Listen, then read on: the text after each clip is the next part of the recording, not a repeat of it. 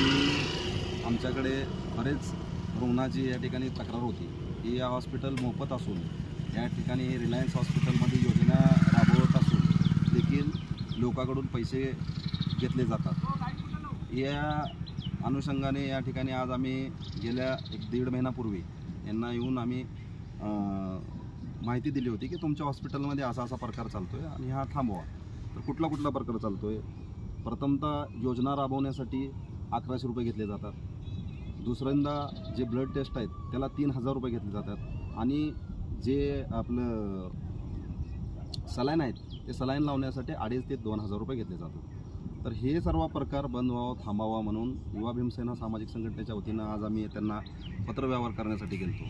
तर त्यांचं जे मॅनेजमेंट आहे, त्यांचं जे HR आहे ते म्हणतात की आमच्या जे काय मॅनेजमेंटमध्ये चालतं आहे जो प्रकार असेल तो आम्ही बंद करण्याचा प्रयत्न करू किंवा त्याची शहानिशा करू। असं जे चालत असेल तर आम्ही नक्कीच हे करू, परंतु त्यांचं असं म्हणणं आहे की आम्ही तुमचं निवेदन स्वीकारू शकत नाही। मला या माध्यमातून त्यांना प्रश्न विचारायचे, धीरूभाई अंबानी हे एवढे मोठे बिझनेसमॅन, एवढे मोठे उद्योजक आहेत की ते गोरगरीब लोकांसोबत असं करणार नाही। त्यांनी गोरगरीब लोकाला सेवा मिळावी म्हणून या ठिकाणी ते हॉस्पिटल त्यांच्या संस्थेच्या माध्यमातून उभा केले, लोकाला मोफत उपचार भेटावा म्हणून या ठिकाणी त्यांनी हे हॉस्पिटल उभा केले।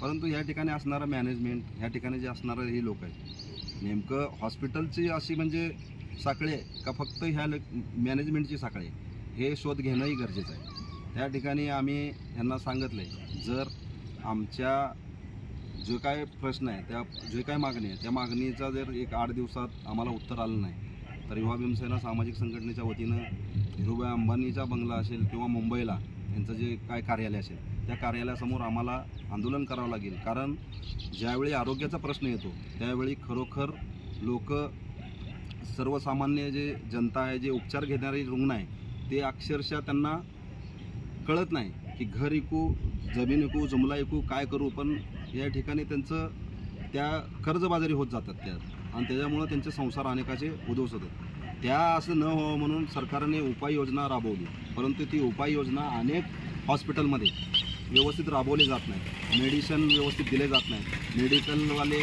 आवासा सवा दराने या ठिकाणी त्या लोकांकडनं पैसे घेऊन या ठिकाणी जनतेची, सर्वसामान्य लोकांची लूटमार केली जाते। तरी येणाऱ्या 4-5 दिवसात जर आम्हाला उत्तर भेटलं नाही तर आम्ही युवा भीमसेना सामाजिक संघटनेच्या वतीनं मुंबई इथे